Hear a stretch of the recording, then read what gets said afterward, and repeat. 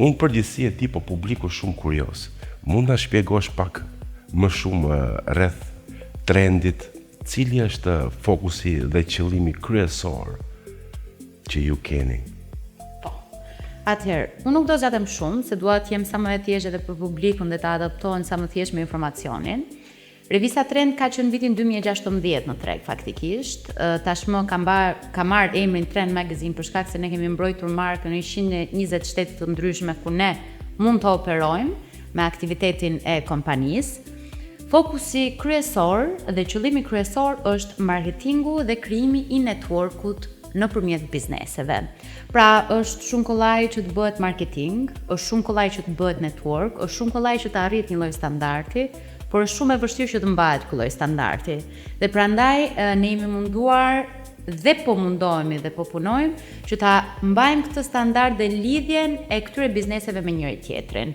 Qoftë nga ana marketingu në rrjetet sociale, qoftë nga networku i ftohtë apo i ngrohtë që mund bëhet nëpërmjet njerëzve dhe bizneseve. Pra individ të fushave të ndryshme, biznesmen të fushave të ndryshme, figura të ndryshme, e të tjerë me radhë. Normalisht procesi i këtyre bizneseve dhe i këtyre individëve që janë pjesë tashmë e Trend Magazine janë biznese të cilat duhet të kenë një background.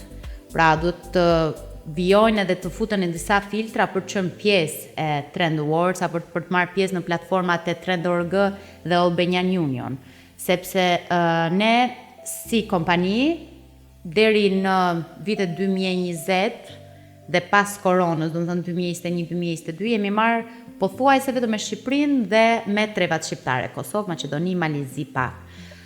Nga viti 2022 dhe deri tash jemi marrë dhe me diasporë shqiptare në Europë, në Angli, që kemi edhe zyrën tjetër kooperative, dhe tashmë do ndjekim tregun amerikan, pra shqiptarët në diasporë që janë në tregun amerikan. Po, tregu amerikan është treg i madh.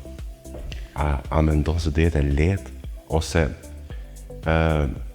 si të them, sa e lehtë është të futesh në Amerikë, kuptimi i fjalës? Në Amerikë është shumë më e kollajshme të futesh se sa në Shqipëri faktikisht. Për shkak se siç e the edhe vetë ti, është masiviteti. Ka shumë sasi. Njerëz shqiptarët aty janë duke bërë namin. Komuniteti shqiptar aty është një ndër komunitetet më të mëdha, paçka komuniteteve të tjera që kanë shkuar me vite. Dhe është një ndër komunitetet i cili ka më së shumti sukses në botën e biznesit dhe në botën e influencës në tregun amerikan. Po, ke drejt, faktikisht ne kemi pa dhe kemi dëgjuar që shqiptarët andej, domethënë si thuhet, i kanë shtri ato tentakulat kudo faktikisht. Përveç se artistëve që shkojnë nga këtu atje, po ata që janë vendali atje i gjen kudo. Shumë e drejtë. Nuk ka lokal që nuk mund të gjesh shqiptar, nuk ka rrugë në Amerikë që nuk mund të gjesh një biznes shqiptar, ka artist ose nuk e di një event që mund të ndodhte në Amerikë, nuk ka shans që mos jetë një shqiptar brenda. Ato zakonisht më edhe targa dhe më në flamur. Po, me flamur, ka flamur shqiptar në të gjitha targat. Edhe festat e pavarësisë atje bëhen çikane. Shumë të mëdha. Fakt janë shqiptarët në diasporë janë shumë më patriotik se shqiptarët këtu. Temi realitetin. Shiko, ta bëj një pyetje pa dalë nga tema. Po mirë, atje janë shumë, po kur kthehen këtu pse s'janë hiç? Se është një pyetje faktikisht, unë ja bëj vetes shpesh, po pse atje po këtu jo? Ose si thosh këtu pak atje shumë?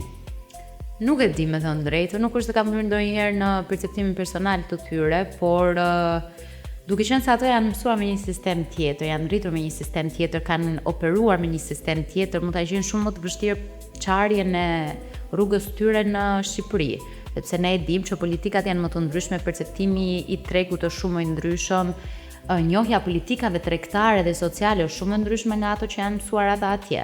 Më kupton?